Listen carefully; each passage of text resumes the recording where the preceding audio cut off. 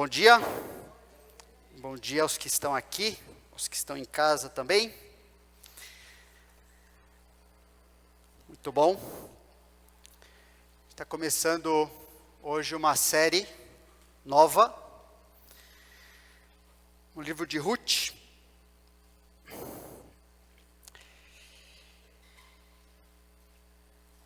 Sobre a fidelidade de Deus em conduzir as nossas vidas. Estava orando por muito tempo sobre isso, até tentando assim, questionar a Deus, assim, nossa, mas por que pregar nesse livro? E creio que Deus dirigiu, e vamos entender o porquê juntos, né? Algo que vem da sua palavra, como a gente acabou de orar aqui, para nos transformar. Deus sabe exatamente o que Ele tem para nós, e vamos dispor nosso coração para aprender juntos. O livro de Ruth, ele nos ensina a providência divina sobre a impotência humana. Ele também vai nos ensinar um compromisso. O que é compromisso realmente? Numa época de apostasia, numa época de desvio e abandono da confiança em Deus. Muito atual para nós. A relação da soberania de Deus com a responsabilidade do homem. Vai falar sobre isso também. A superioridade da obediência a Deus sobre a perspectiva do homem. Como obedecer a Deus é muito melhor, muito superior àquilo que nós achamos muitas vezes, que faz sentido na nossa mente. Vai ensinar sobre o valor da humildade, sobre o egoísmo e autossuficiência. Vai ensinar sobre a graça de Deus superando toda a expectativa e limitação humana. E o compromisso de Deus a abençoar aqueles que se apegam a Ele. E também esperança num contexto de tragédia e desespero, que quase não estamos passando por isso, né? Muito triste a realidade do mundo que a gente vive. E quando Deus ensina sobre esperança num contexto de tragédia, de desespero, Ele está ensinando a gente a lidar com as nossas vidas, enfrentando o nosso sofrimento, nossas frustrações, as nossas próprias reações à vida, como ira, ansiedade e amargura, nos fazendo retornar à nossa real necessidade. Qual é a nossa real necessidade, será? Deus. Ele vai nos ensinar que Deus é o que nós realmente precisamos. O livro de Ruth é um dos 2 livros da Bíblia cujo título é o nome de uma mulher. O nome da Ruth significa, um dos significados principais é amizade. Outro livro da Bíblia é o livro de Esther. É interessante a perspectiva divina versus a humana. Na visão judaica, as mulheres seriam as pessoas menos prováveis para ocupar um papel importante na história de Israel, na história da nação. Especialmente naquele período de juízes. Um período de grande corrupção, uma degradação moral, social, extrema dificuldade econômica, extremo aperto que a nação de Israel estava vivendo. E a gente vê 2 mulheres sendo guiadas sob o cuidado de Deus, participando de coisas que elas não podiam nem imaginar o que Deus ia fazer com elas, de participar do plano redentor de Deus de maneira muito direta. Ruth é uma das mulheres que faz parte da genealogia do Senhor Jesus Cristo. Uma das mulheres que são citadas nessa genealogia. Assim como todas as mulheres nessa genealogia, ela não seria uma escolha adequada, considerando uma visão judaica, por exemplo. Por quê? Porque Ruth era uma moabita. É um povo que surgiu a partir do incesto de uma das filhas de Ló com seu pai, lá em Gênesis 19, né, mostra isso. Povo que as filhas se desesperaram ali e tiveram relação com o seu próprio pai, na ansiedade de não conseguirem continuar com a sua família. Então Ruth vinha desse povo, e esse povo era um povo adversário de Israel. É aquele povo que contratou Balaão, lembra, para tentar amaldiçoar os judeus. Envolveram depois os judeus numa idolatria ali, uma idolatria de relacionamento sexual, que Deus tratou aquilo com grande ira sobre o seu povo. E esse povo também foi um dos povos opressores de Israel no período de Juízes. Moabitas eram idólatras, adoradores do deus Camus, que era uma espécie de alternativa daquela nação a Baal. Deus proibiu os moabitas de fazerem parte do culto a Deus por 10 gerações, por causa de algumas coisas que eles faziam. E pensa, Ruth era uma viúva, pobre e estrangeira, chegando na terra de Israel, quando ela chega ali com a sua sogra. Então não seria uma boa escolha se a gente olhasse da perspectiva humana, certo? Alguém para Deus usar, não tinha credenciais, valores que normalmente a gente tem no coração, que essa pessoa, essa Deus vai usar, ela é muito boa, ela é especial. Ruth não era nada disso. De uma perspectiva humana, também, outras 4 mulheres mencionadas na genealogia de Jesus, também eram inadequadas. É interessante, todas as mulheres mencionadas na genealogia do Senhor, que fizeram parte da vinda do Messias, não eram mulheres, não eram pessoas que nós escolheríamos, dada a dignidade do Senhor Jesus. A primeira que aparece é Tamar, né?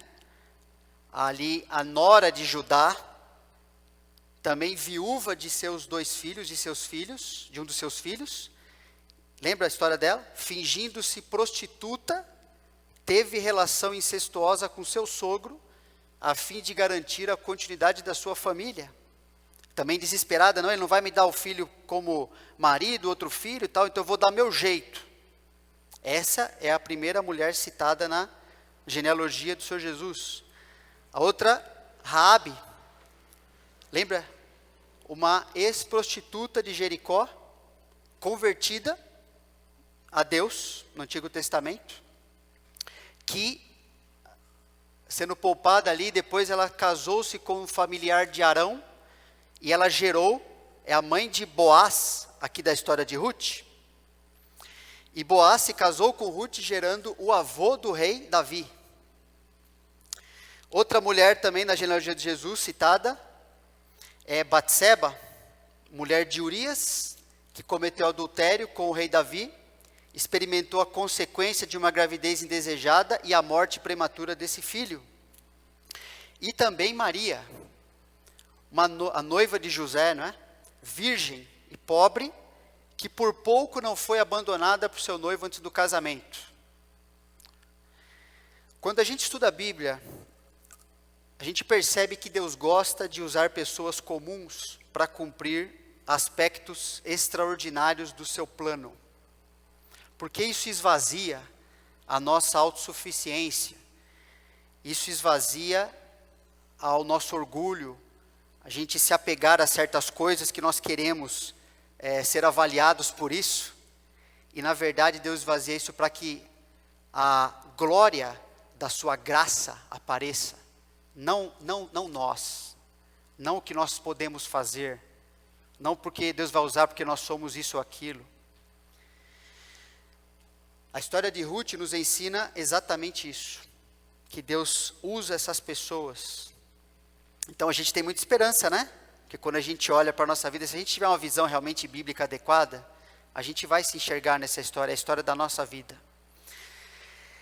Trata-se de um livro a respeito de Deus. Você vai perceber que esse livro não trata principalmente a respeito de Ruth, ou da sua sogra, ou de Boaz. A pessoa que é menos citada, mas é a que mais aparece e tem que aparecer na nossa vida, é Deus, nesse livro. Se a gente tem uma compreensão adequada do que Deus está colocando e por que Ele escreveu esse livro. Trata-se de um livro a respeito de Deus. Trata de pessoas destituídas de importância e de assuntos igualmente não importantes.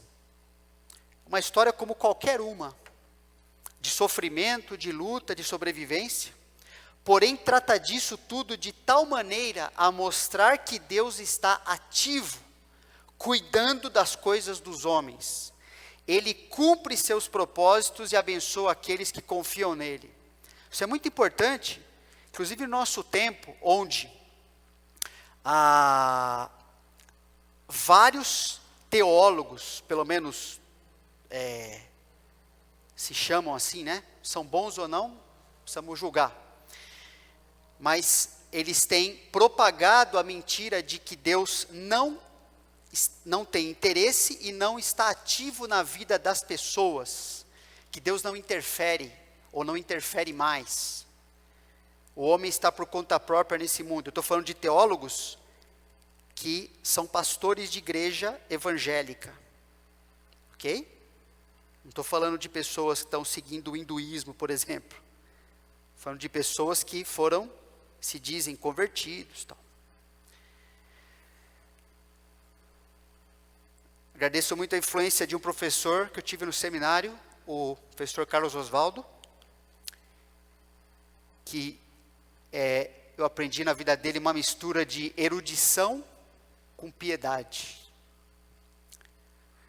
E no livro que ele escreveu, né, um livro que chama Foco, Desenvolvimento do Antigo Testamento, que é um livro que ajuda muito a estudar a palavra de Deus, ele escreve a mensagem de Ruth, que a gente extrai desse livro, é que a soberania e a bondade de Yahvé transformam a tragédia individual em bênção nacional, por meio da fé de uma mulher gentia e de um israelita compromissados com a aliança. Deus demonstra seu poder redentor sobre a história e apresenta um contraste entre pessoas improváveis de serem modelos de fé, mas elas eram, e aqueles que deveriam ser modelos, né? Toda a nação ali de Israel, mas eram infiéis. Isso deve encorajar qualquer um de nós a seguirmos a Deus, não importa a nossa condição, a criação que a gente recebeu, a dificuldade que a gente tem na vida, ou a facilidade, as coisas que a gente tem fáceis na nossa vida.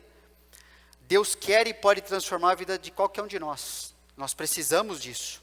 A história de Ruth e Boaz ilustra a história de todos nós, a história de Deus conosco. É isso que a gente tem que ter em mente quando a gente lê esse livro. A gente tem que se enxergar nisso aqui. Tem que chegar a nossa necessidade nesse livro. Essa história tem um estilo literário, que é interessante, que é o estilo de novela. Eu não gosto muito de novela, principalmente essa referência que a gente tem no Brasil, né? Que geralmente é aqueles mesmos assuntos, aquelas impiedade tremenda, aquele negócio de fofoca, negócio ridículo, né? Mas não é isso que é o estilo literário da Bíblia, ok? O estilo de novela é um estilo que é uma história geralmente curta, com os personagens bem marcados ali, que aparece numa sequência, tem um enredo, e tem aquele clímax, o desfecho, que a gente fica torcendo o que vai acontecer, e o livro de Ruth tem esse estilo literário. É um livro que, a partir de uma história de amor, agora as moças suspiraram, né? Ai, que bonito. Nos conta como Deus conduz seu plano redentor na vida dos seus escolhidos, mesmo num contexto de calamidade nacional. Muitas vezes na literatura, a forma, a estrutura como certos textos são escritos já nos mostra, já nos dão uma boa bagagem para a gente interpretar, para a gente extrair o sentido do texto bíblico. E esse livro, ele faz muito isso. Ele apresenta uma estrutura, que é uma estrutura chamada estrutura quiástica, ou quiasmo, ou até quiasma você vai achar, que é uma estrutura literária que ela é como se fosse você vai ver a história acontecendo até o clímax do livro, e depois há um espelhamento, há um cruzamento, mostrando que tudo que foi colocado antes tem um contraponto depois. Pensa, o autor desse livro, inspirado por Deus, se você estuda esse livro, você vai perceber que existe essa estrutura na forma como foi escrito. Isso é muito bom porque limita. A gente não vai para aquilo que não interessa no livro, mas vai para aquilo que Deus deixou registrado, aquilo que eu quero que vocês prestem atenção, para chegar a um sentido, a um significado verdadeiro da mensagem que Deus quer colocar aqui. Né? Então ele vai, não precisa tentar, não vai anotar isso aqui não, tá, gente? Eu posso mandar isso aqui, ele vai mostrando cada parte ali do livro, como é que vai desenvolvendo, e depois como é que aquilo vai sendo cumprido em seguida. E é muito interessante, quando Deus tem outros livros, o livro de Esther também é a mesma coisa, se você for seguir ali. Ok, eu queria dar essa introdução, para a gente saber o que a gente está lidando. Agora vamos para o primeiro capítulo da novela, ok? Que horas são? Ok. Primeiro capítulo, a gente vê que a fidelidade de Deus, a sua palavra, traz consequências a quem o despreza. É uma coisa dura, mas é muito boa. Deus é fiel à sua palavra, Deus é fiel àquilo que Ele registrou para nós. Aquilo que Deus falou, Ele cumpre. A gente gosta disso, não é? Mas essa história começa mostrando que Ele é fiel em cumprir, e muitas vezes o cumprimento da sua palavra vai trazer consequências ruins, né, à vida de quem despreza aquilo que Deus colocou. É assim que começa essa história. Começa de maneira muito triste, começa uma tragédia aqui. Ok? Vamos ler, está aqui no projetado, né? Não, agora está. Ruth de 1 de 1 a 5. Por enquanto só está o quadrinho. Agora. Nos dias em que julgavam os juízes, houve fome na terra. E um homem de Belém de Judá saiu a habitar na terra de Moabe, com sua mulher e seus 2 filhos. Este homem se chamava Elimeleque e sua mulher Noemi. Os filhos se chamavam Malom e Quilion. Efrateus, de Belém de Judá, vieram à terra de Moabe e ficaram ali. Morreu Elimeleque, marido de Noemi, e ficou ela com seus 2 filhos, os quais casaram com mulheres moabitas. Era o nome de uma Orfa e o nome da outra Ruth. E ficaram ali quase 10 anos. Morreram também ambos, Malom e Quilion, ficando assim a mulher desamparada de seus 2 filhos e de seu marido. Quero que você preste, antes de a gente entrar exatamente no texto, eu coloquei esse título, a fidelidade de Deus à sua palavra traz consequências a quem o despreza. De propósito, porque a gente poderia ter, não, mas de quem despreza a palavra. Mas eu quero que a gente pense nisso, porque a Bíblia ensina isso em muitos lugares, que ela destaca, esse título eu quero que você guarde na sua mente, que destaca que Deus é fiel em cumprir a sua palavra, seja nas recompensas, seja nas consequências, que por isso, qualquer desobediência da nossa parte, trará consequências.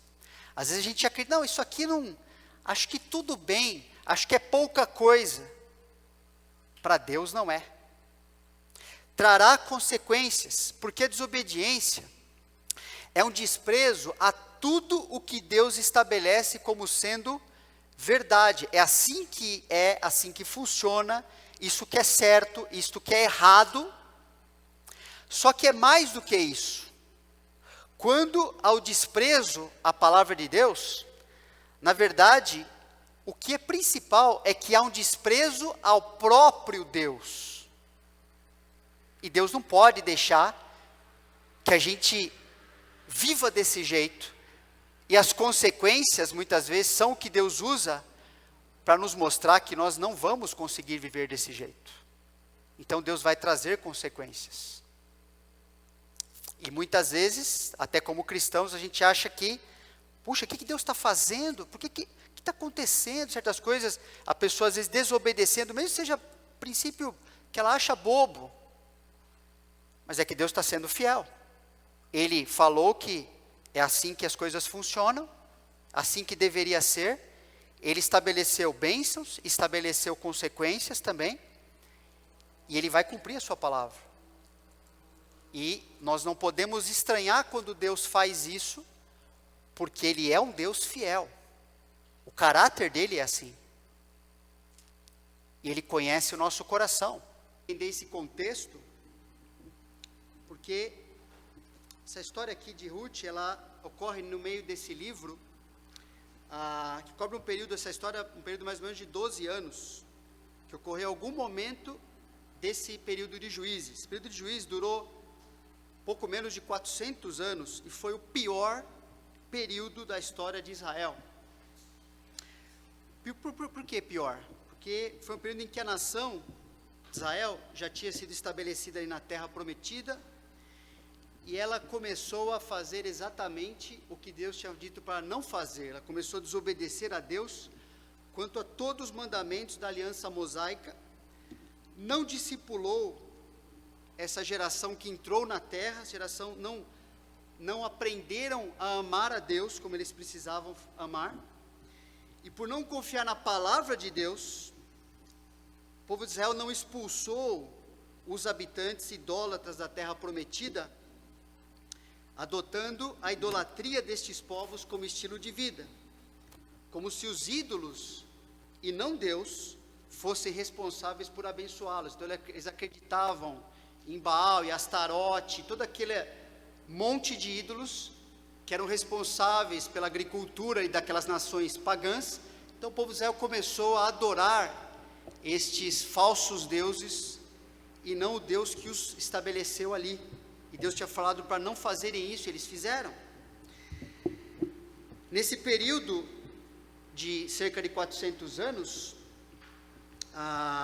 Israel viveu o que a gente enxerga como 7 ciclos. Também tirei essa figura do apostila do professor Carlos Oswaldo. 7 ciclos ajuda a gente a decorar, né? Desvio, disciplina e desafogo.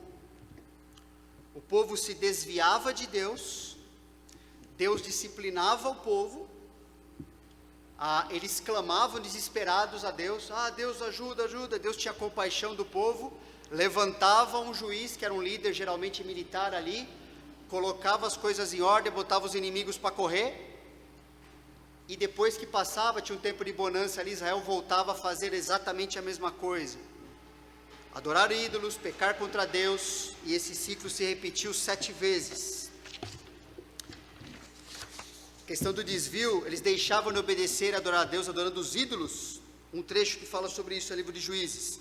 Foi também congregada a seus pais toda aquela geração, e outra geração após ele se levantou, que não conhecia o Senhor, nem tampouco as obras que fizera a Israel. Então fizeram os filhos de Israel que era mal perante o Senhor, pois serviram aos Baalins.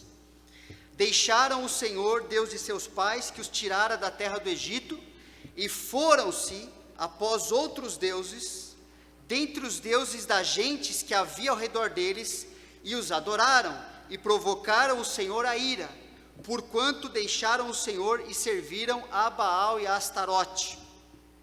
Isso aconteceu várias vezes.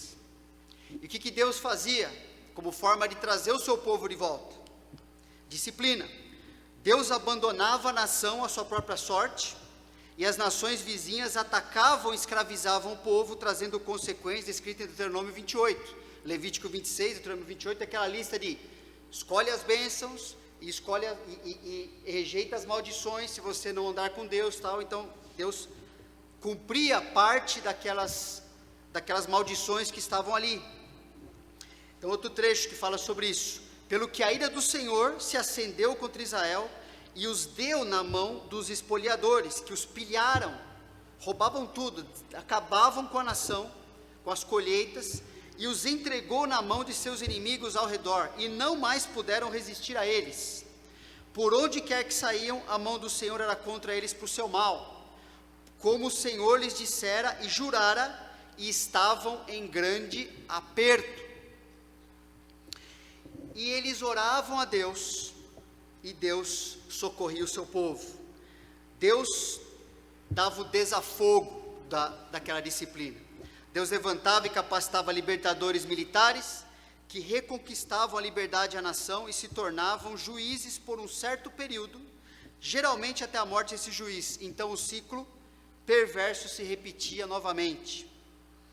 Quando o Senhor lhe suscitava juízo, o Senhor era com o juiz e os livrava da mão dos seus inimigos, todos os dias daquele juiz, porquanto o Senhor se compadecia deles ante os seus gemidos, por causa dos que os apertavam e oprimiam. Sucedia, porém, que falecendo o juiz, reincindiam e se tornavam piores do que seus pais, seguindo após outros deuses, servindo-os e adorando-os a eles, nada deixavam das suas obras, nem da obstinação dos seus caminhos. Então foi um período que Deus usou para provar a sinceridade do amor de Israel por Deus. Você vê isso também escrito no livro de Juízes. E eles foram reprovados. Esse período foi marcado pela desobediência à verdade absoluta de Deus, levando a um relativismo, ao individualismo, à injustiça moral, injustiça social, e consequências vindas da parte de Deus. Parece que está falando de que país? Muito semelhante ao período em que vivemos hoje, e por isso muito atual e prático, quanto a nos alertar e ensinar como viver. O período de Juízes é um exemplo antigo da nossa atual pós-modernidade. Esses elementos de relativizar, não é bem assim, de eu faço o que eu bem entendo, o negócio é ser feliz, se me agrada, se eu piso nos outros para conseguir o que eu quero, não, acho que Deus está me abençoando, está tudo certo, ninguém viu, não vai dar nada, sabe essas coisas? Então, tudo isso foi levando a uma degradação total da nação, do povo de Deus. E o versículo que aparece várias vezes no livro de Juízes é esse aí. Naqueles dias não havia rei em Israel, cada qual fazia o que achava mais reto. Agora o que é interessante, já percebeu? Já leu esse versículo, né? Mas percebe, não está falando que cada um fazia o que achava mais errado. Olha que interessante. As pessoas, pelo texto bíblico, elas achavam, estou fazendo o que é certo. Para mim, é o melhor que eu posso, é o que é certo. Eu acho que isso vai ser o melhor. Percebe que mesmo as melhores intenções, ou seja, cada um fazer o que acha mais reto, não são aceitáveis diante de Deus. Significa um período de desvio, de calamidade, de podridão isso aí. Não é qualquer coisa, entende? Não é assim, acho que Deus, ele é meu papai, não tem problema.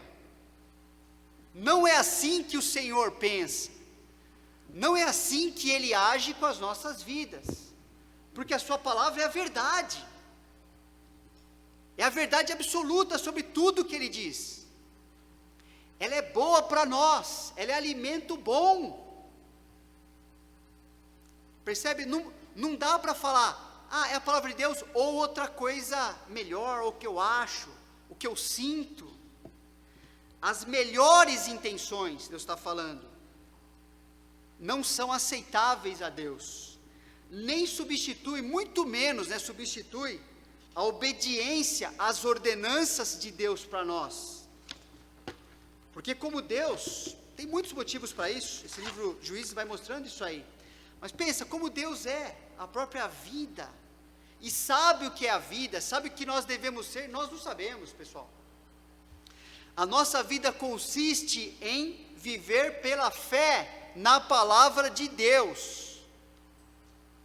Não importa se eu sinto, se eu acho, se eu gosto, se eu estou feliz fazendo isso ou aquilo, se der um calorzinho no coração, isso não interessa para Deus. Isso é superstição, disfarçada de cristianismo. Isso não é Bíblia, isso não é cristianismo. Isso é tentativa de manipular as coisas para você, para mim, nunca substitui obedecer a palavra de Deus naquilo que Ele coloca para nós. E obedecer em cada aspecto que Deus define a nossa vida. Tem coisas que são mais fáceis para nós. Tem coisas que são mais difíceis. E Deus tem paciência conosco, Deus nos ama. E Ele vai continuar investindo na nossa vida, no nosso crescimento. Mas o que Ele não vai permitir é que a gente ache uma alternativa à verdade, ao que Ele falou que é certo para nós. E qualquer desvio disso trará consequência, você pode acreditar nisso. Você pode não sentir, às vezes. Mas ela vai acontecer. E ela vem, e até o fato de não sentir certas coisas, é uma parte da maldição, é uma parte de consequência, porque assim que Juízes aconteceu, esse período de quase 400 anos, as pessoas às vezes só sentiam quando estava um negócio extremo, eles não paravam para pensar, peraí, por que eu vou desobedecer a Deus isso aqui? Por que eu vou me curvar diante de um ídolo, de um desejo, de uma coisa que eu acho que vai dar certo, se Deus já falou que não é para eu fazer?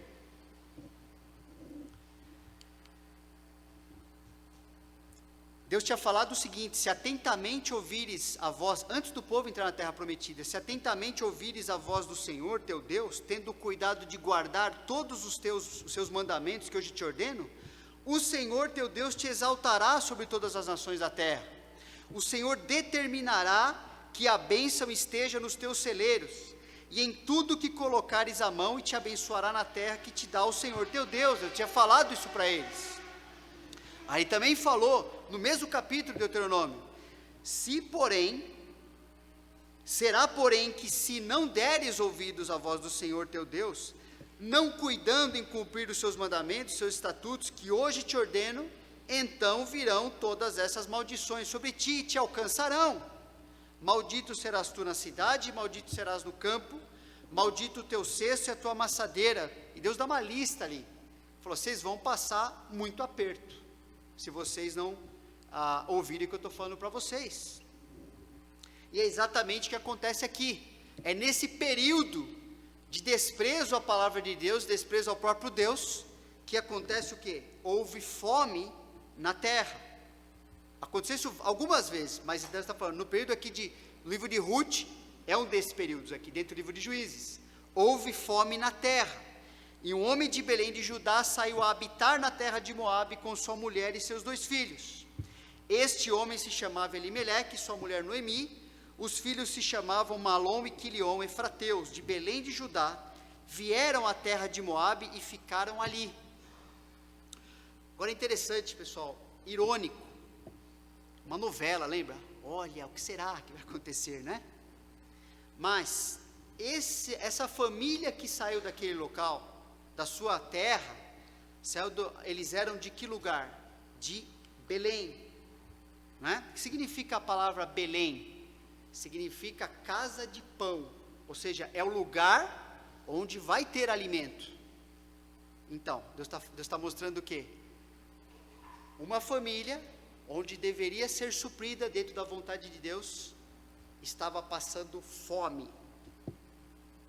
No lugar que eles deviam permanecer e ficar ali, eles estavam enfrentando consequências desse período em que eles estavam vivendo. Fome na casa de pão. E eles se mudaram, essa viagem de cerca de 80 quilômetros, né? Saíram ali de Belém, e foram até, provavelmente, os lugares melhores ali, os campos de Moabe.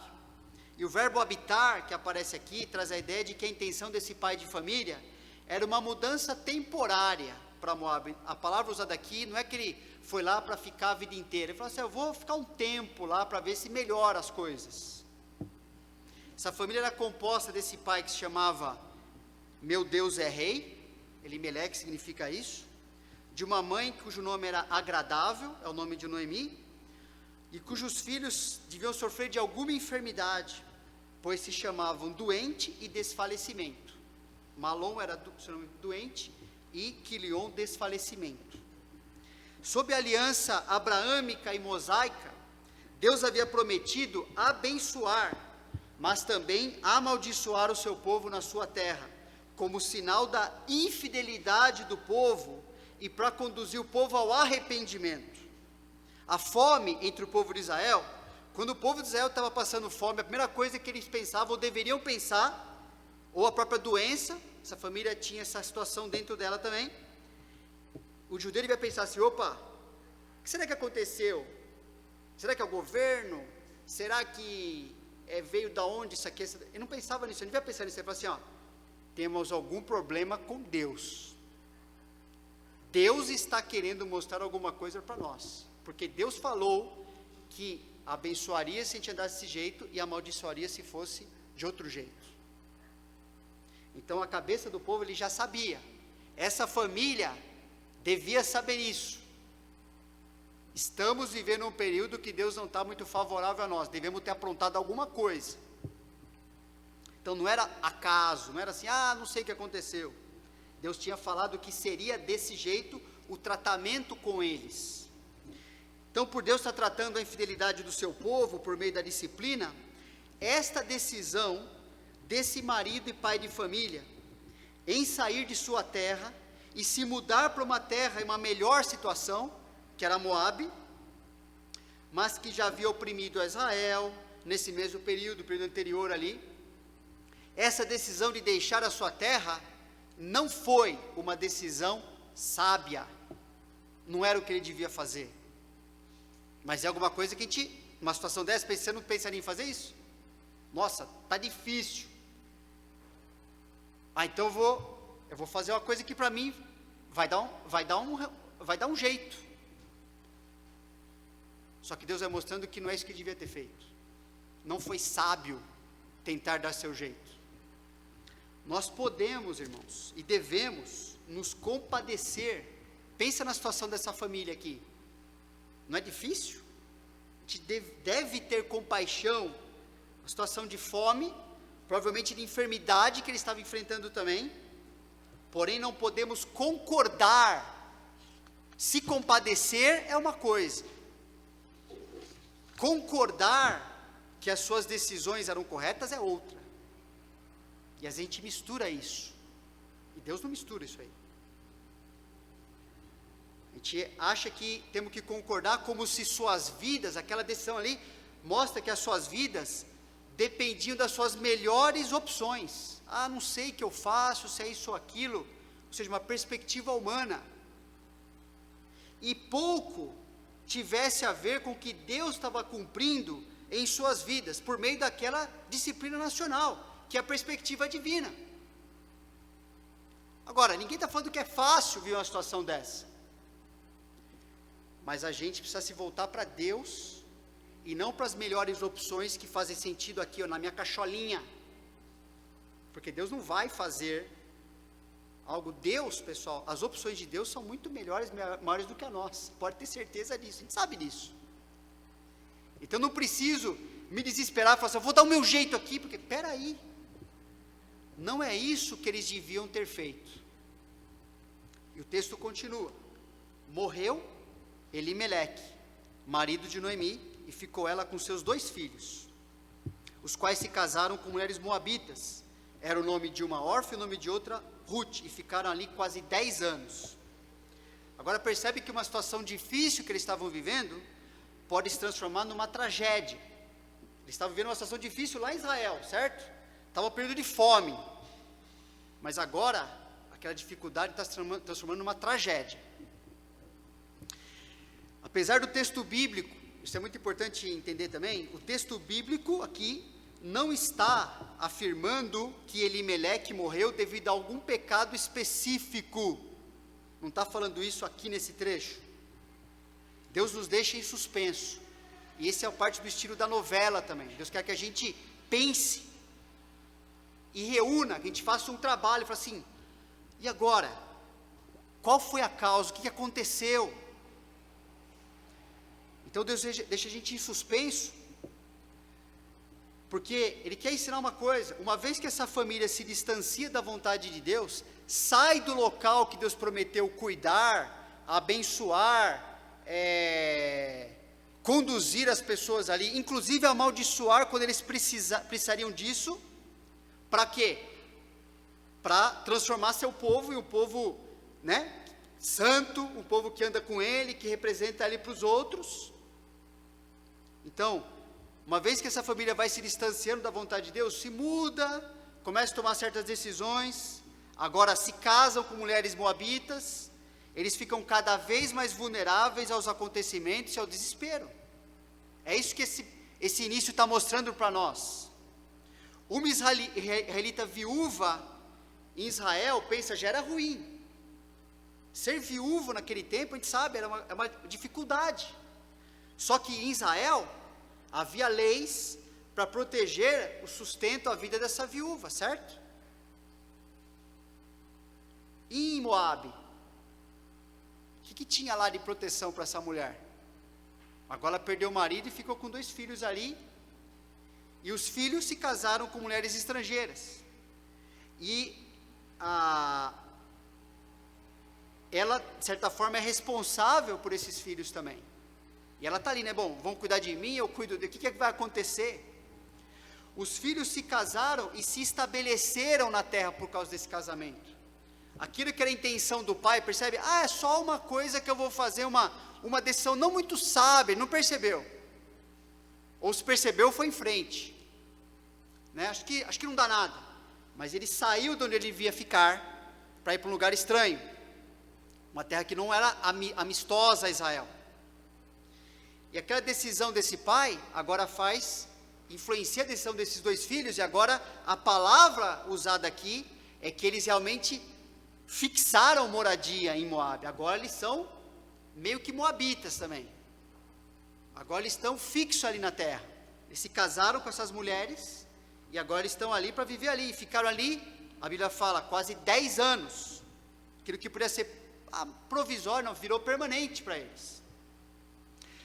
Deus havia proibido Israel de estabelecer aliança e casamento com certas nações específicas, as nações que ele tinha expulsado da terra prometida. Agora presta atenção, Moabe não era uma dessas nações que Deus tinha expulsado.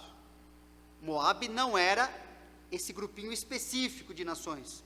Portanto, estamos falando da Bíblia, certo? Não podemos afirmar que esses filhos morreram por terem casado com a moabita, ok?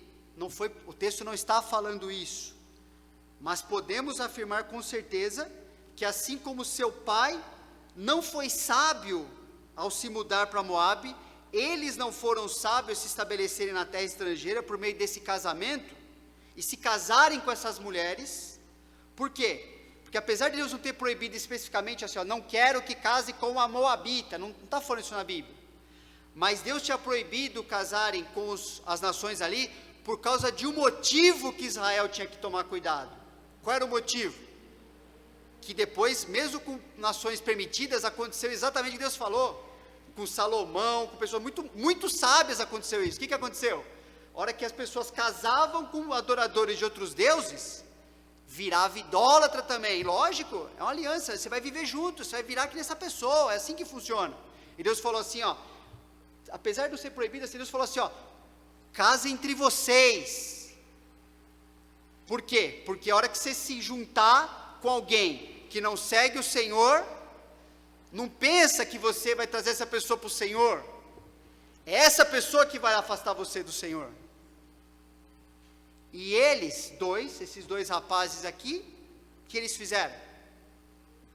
Desprezaram esse princípio. Mas não era um mandamento específico. Será que Deus precisa chegar para nós e tudo tem que ser, olha, se não está escrito dessa forma, não é para pisar ali, mas aqui Deus não falou nada. É assim?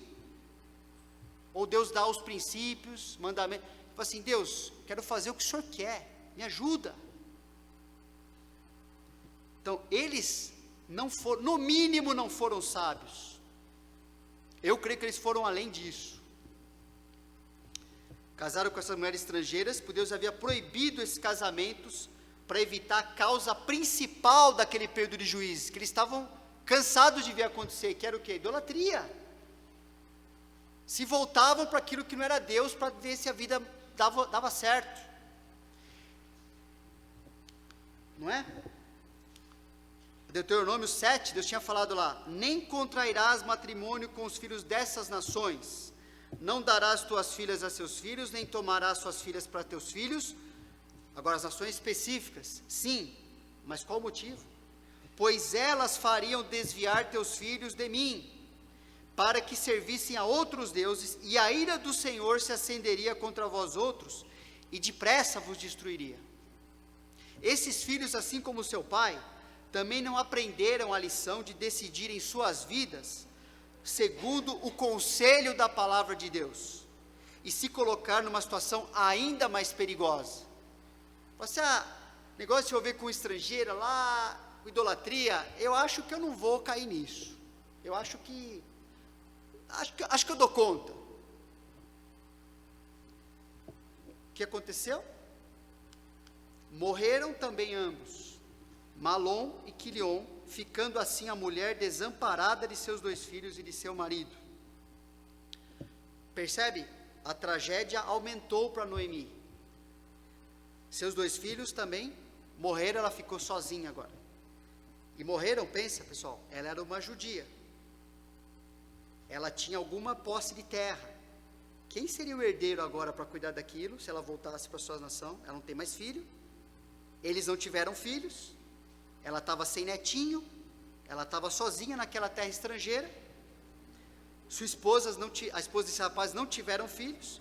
E agora Noemi está numa situação muito pior, pois perdeu a condição de se sustentar, de sobreviver. O que ela vai fazer? Apesar de não termos como afirmar categoricamente que esses filhos morreram devido a um pecado específico, também não podemos dizer que não foi isso que aconteceu, uma vez que esses acontecimentos eram indicação do desprazer de Deus para as suas vidas, uma vez que as decisões desconsideravam a prioridade do relacionamento com Deus. Deus não proibiu isso aqui, então é aquela vida de tentar achar uma brecha, em vez de pensar, não, que brecha?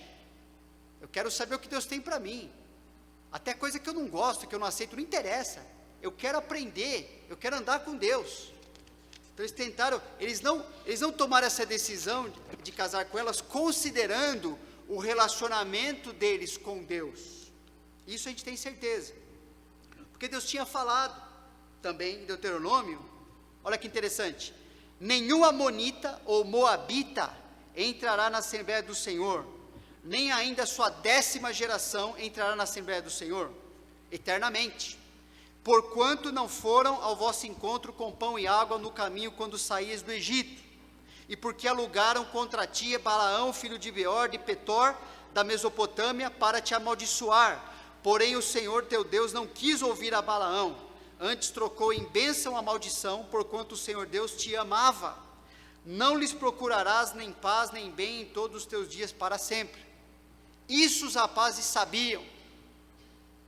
E o que eles fizeram? Eles se casaram e pensaram assim, bom, deixa eu ficar por aqui mesmo, não voltar para o culto a Deus, não interessa para nós não estamos mais interessados nisso, nós estamos interessados agora em ficar por aqui, casamos e tal, vamos tocar a vida como se Deus não tivesse nada a ver com isso, porque Deus tinha proibido o moabita de participar da vida religiosa de Israel.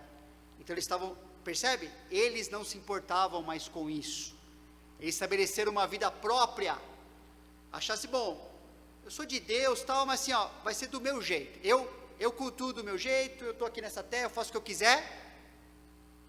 Isso eles sabiam que não deviam fazer, e desprezaram a importância de estar na terra, de estar com Deus, de viver em volta do Senhor, entende?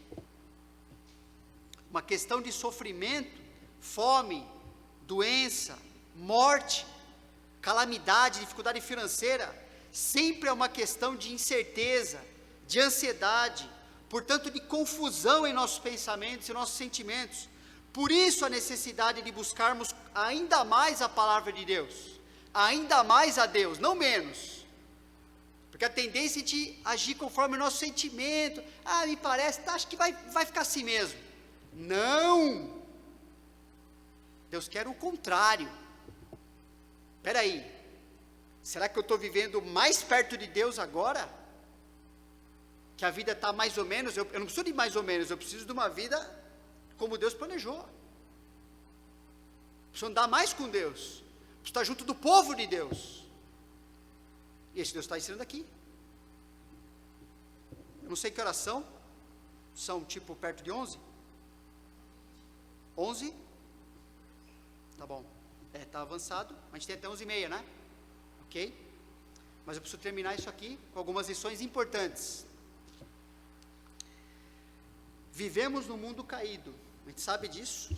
Mesmo como filhos de Deus, nesse mundo não estamos imunes ao sofrimento, às vezes pelo pecado dos outros, às vezes pelo nosso pecado.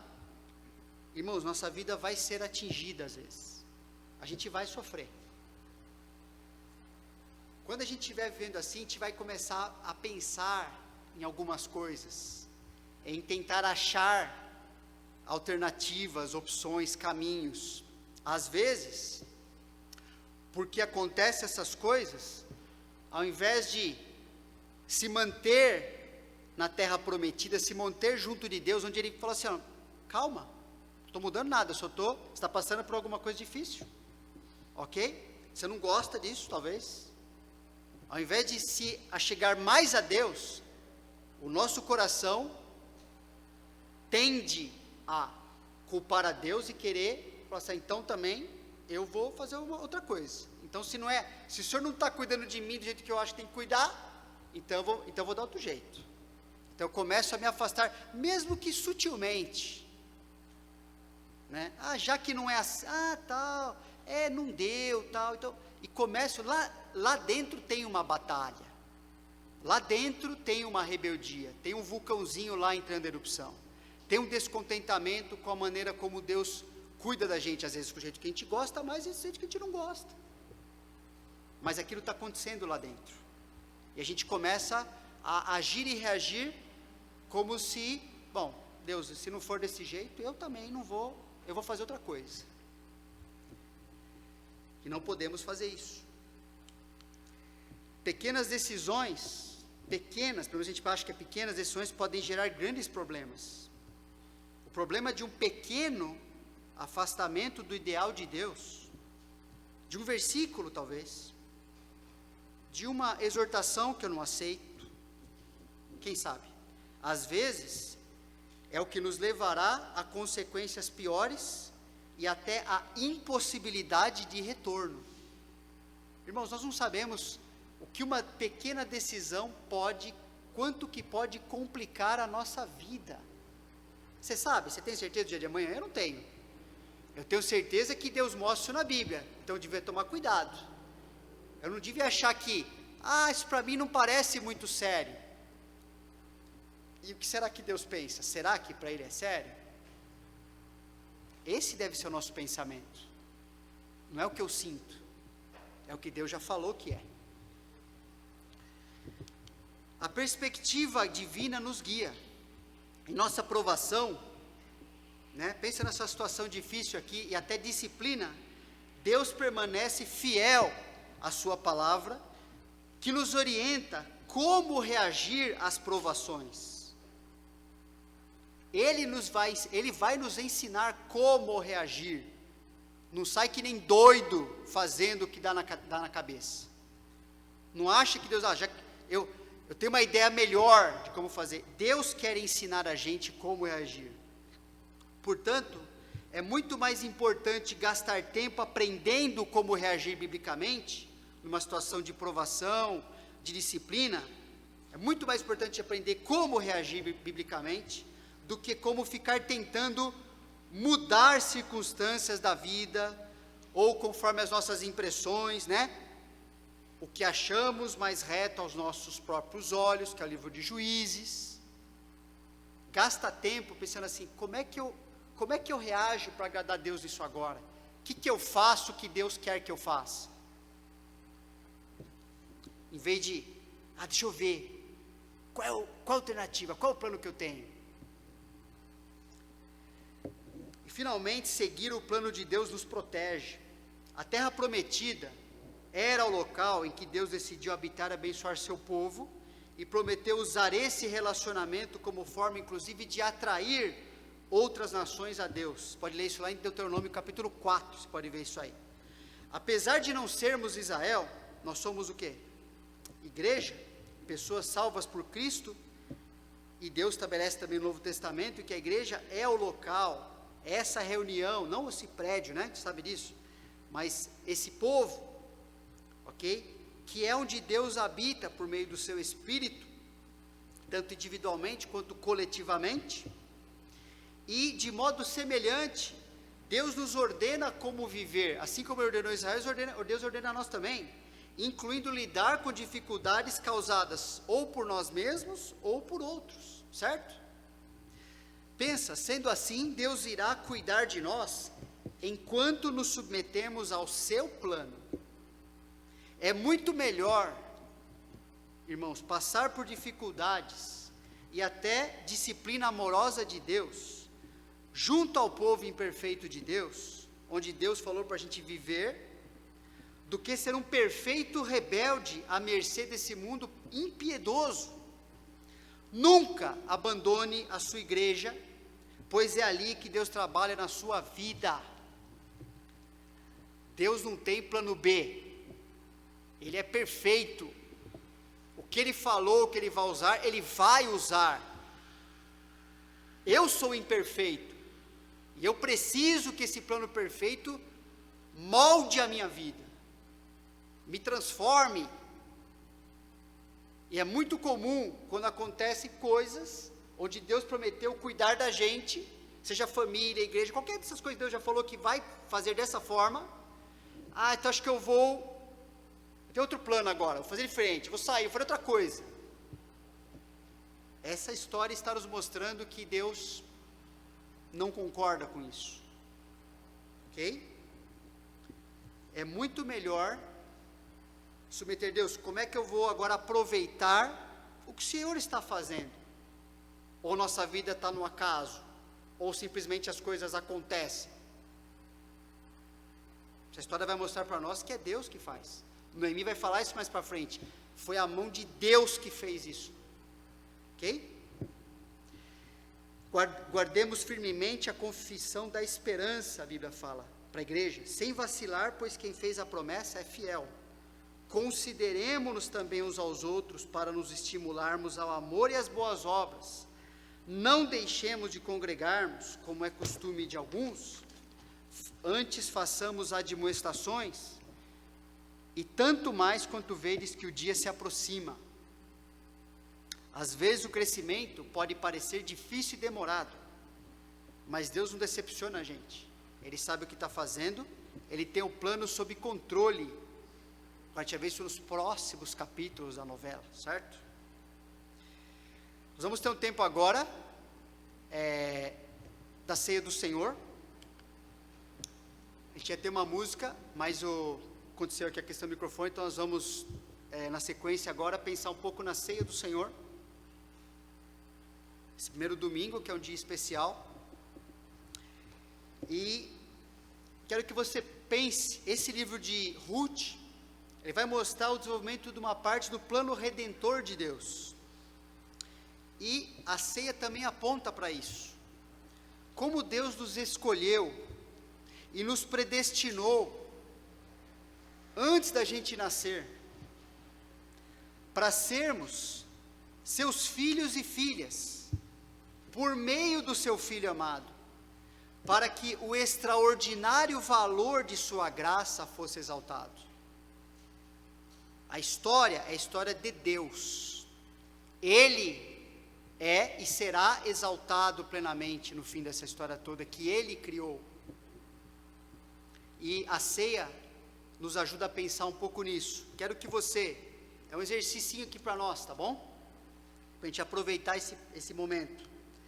Que você pense nesse, a gente vai ler esse versículo, esse trecho de Efésios 1, que aponta para esse plano redentor, e mostra que esse plano é para glorificar como Deus é a graça de Deus para nós. Como é que Deus, ainda bem que Ele fez tudo o que nós não poderíamos nem pensar e muito menos realizar. E nós estamos aqui hoje por causa da graça de Deus. Porque Ele olhou para nós, do jeito que Ele olhou para o seu povo lá, Israel, Ele também decidiu que nós faríamos parte do seu povo, escolhido para ser de Deus, filhos e filhas, e Ele vai cuidar de nós, e vai nos transformar, irmãos. Não é bom isso? Vou ler o trecho, presta atenção, lê junto aí, né? E depois, enquanto você lê, eu quero que você gaste um tempinho meditando nesse trecho. E aí no seu coração vou dar 1 minuto, 2 minutos para você louvar a Deus, exaltando a Jesus pela salvação recebida dele,